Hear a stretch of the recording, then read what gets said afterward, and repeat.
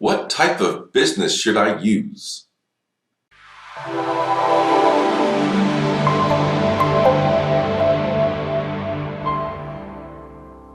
Hi, Dave Zagel here. We get a lot of questions about what type of business entity I should use for my business, because there are lots of different options. You have C corporation, S corporation, partnership, sole proprietorship, LLC, which stands for limited liability company. So people are always asking, okay, well, what's the best one to use? How should I set this thing up?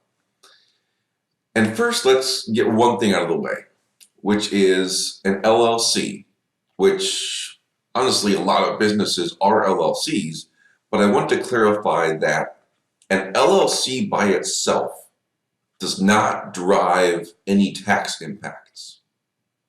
So the other four entities that we mentioned, C corporation, S corporation, partnership, sole proprietorship, those drive how you are taxed.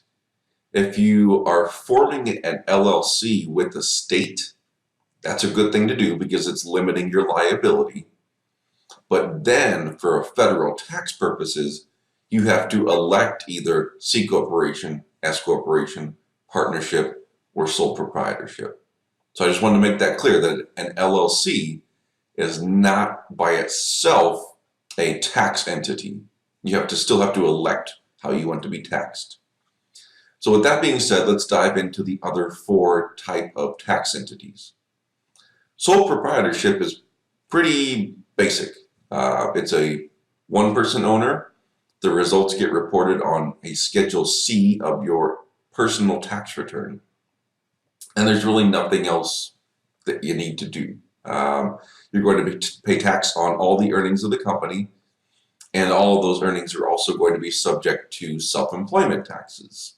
So think Social Security and Medicare. So there's no real great benefit to the sole proprietor other than it's simple. You don't have to file a whole bunch of extra forms. It's one more schedule on your personal tax return, and that's it.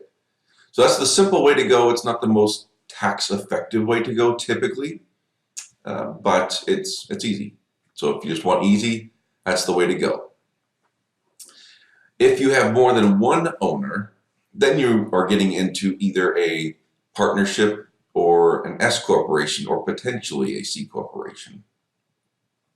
With a partnership, you still have a lot of flexibility. You have multiple owners, and what happens is the partnership files a tax return, and all of those results flow through to the individual partners on a Schedule K-1.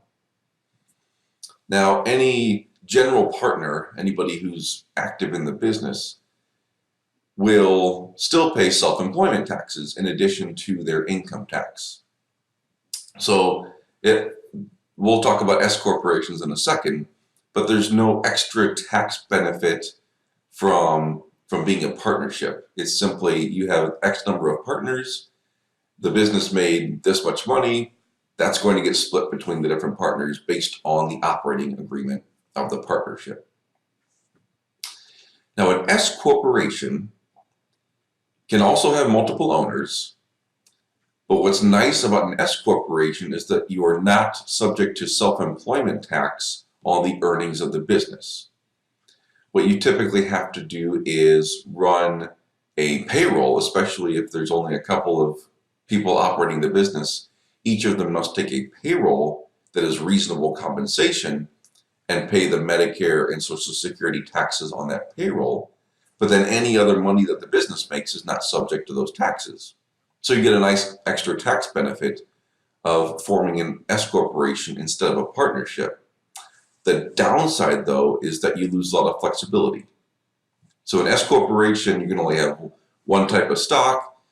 It has to be split a certain way amongst the owners, versus a partnership. You can divide up profits versus capital differently, and you can do a lot of different stuff within the operating agreement. The S corporation's much more straightforward as far as having one class of stock. Everyone gets a certain percentage that you dictate in the operating agreement, but there's no flexibility there as far as who gets what distributions and who pays what tax. So it's much more rigid of a structure than the partnership is, but you get the tax benefits of not paying self-employment taxes on the income that the business makes. So far, sole proprietor, real simple, one owner, one form on your personal tax return. Partnership can have multiple owners. Again, everything flows through the personal return, but you can have some flexibility on the ownership.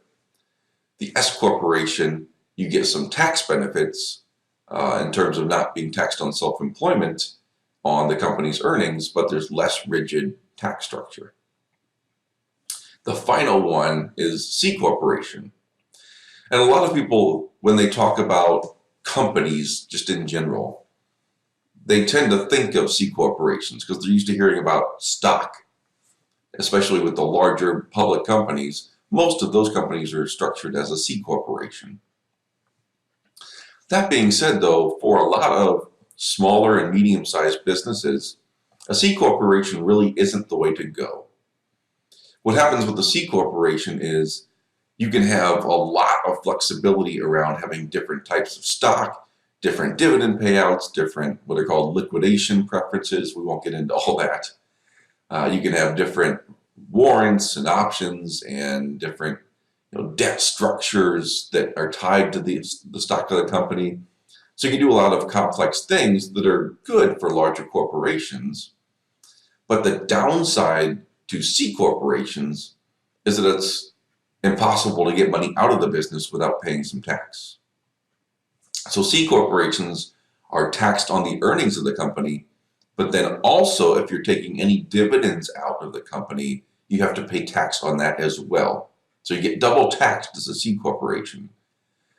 So it's not that C corporations are bad or that you should avoid them at all cost, but a lot of times they're just unnecessary, really, for smaller and medium-sized businesses versus the larger companies need some more complex equity and different ways to raise money. So if you're a small and medium-sized business and you don't have huge dreams of making this a billion-dollar company someday, you can really just set the C corporation off to the side. With the new tax law, the C corporation rates are lower. Maybe that will change over the next several years. We just don't know.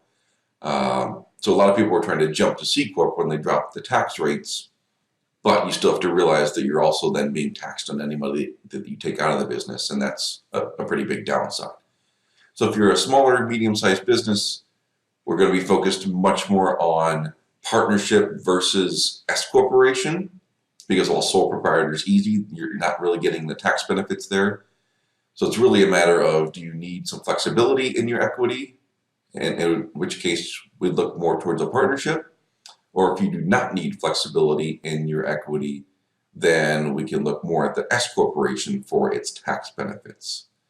So I know that was a lot stuffed into one video on different tax structures, but I'm hoping that clarified the difference between some of the major structures, and also let you know that the LLC, if you're forming that, is not the end point. That is the starting point that you file with the state, and then you still must elect what you want the tax structure to be from a federal tax perspective, either a C corporation, S corporation, partnership, or sole proprietor.